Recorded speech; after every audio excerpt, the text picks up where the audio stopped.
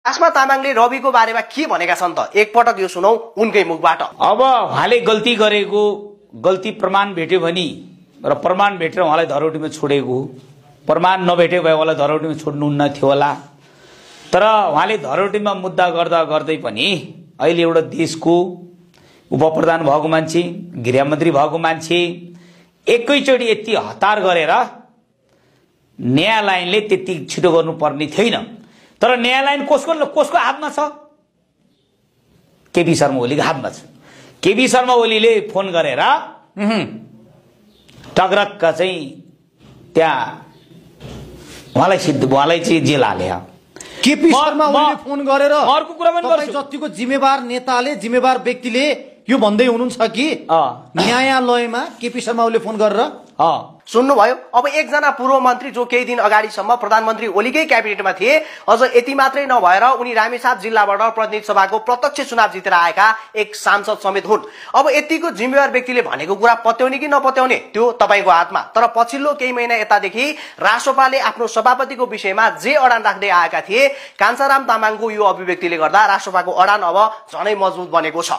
अब सम्भवतः उनको यही बोलीले गर्दा उनले न्यायाधीशको मानहानि गरेको भन्दै मुद्दा पनि खेप्नु पर्ने हुन सक्छ। तरै पनि यतिको जिम्मेवार व्यक्तिले बोलेको यस्तो गम्भीर विषय सबैको चासोको विषय भन्ने पक्कै देखिएको छ।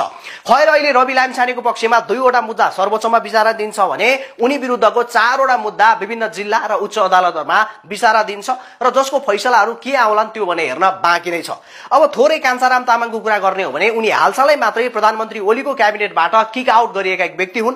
खास गरिकन कुलमान घिसिङको पक्षमा मत राखेकै कारण उनलाई ओली सरकारले बर्खास्त गरेको हो भन्ने उनको दाबी छ। तर उता एमालेका नेता महेश बस्नेतले भने कान्छाराम तामाङले राष्ट्र बैंकको गभर्नर नियुक्ति गर्नको लागि 20 करोडको डिल गरेको प्रमाण प्रधानमन्त्री ओलीसँग भएकोले गर्दा उनलाई मन्त्रीबाट बर्खास्त गरेको हो भन्ने आरोप लगाएका छन्। तर यो आरोपमा एउटा अचम्मको विषय के छ भने यदि साँच्चै नै तामाङले गभर्नर नियुक्तिको लागि 20 करोड घुसको डिल गरेको प्रमाण प्रधानमन्त्रीसँग भएको हो भने आजसम्म उनलाई किन कारबाही नगरेको? यति ठूलो घुस मागेको प्रमाण देशको प्रधानमन्त्री जस्तो व्यक्तिसँग हुँदाहुँदै बर्खास्त मात्रै गरेर पुग्छ कि कानून अनुसार कारबाही पनि गर्नुपर्छ?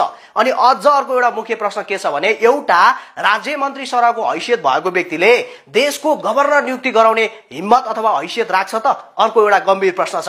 तामाङ विरुद्ध लागेको यो आरोपमा कतिको सत्यता छ त्यो भोलिको दिनले देखाउँदै जाला। तर उनलाई राज्य मन्त्रीबाट बर्खास्त गर्नुको एउटा कारण भनेको उनले कुलमान घिसिङलाई समर्थन गर्नु हो भन्ने कुरा चाहिँ तपाई हामी सबैमा जगजाहेर भएको विषय नै हो। किनकि जब कुलमानलाई प्राधिकरणको कार्यकारी निर्देशक पदबाट हटाउन ऊर्जा मन्त्री दीपक खड्का हात धोएर पछि लागेका थिए, त्यो समयमा यिनले खुलेरै कुलमानको पक्ष लिएका थिए र यिनको भनाइ के थियो भने राम्रो काम गर्ने कर्मचारीलाई हटाउनु हुँदैन,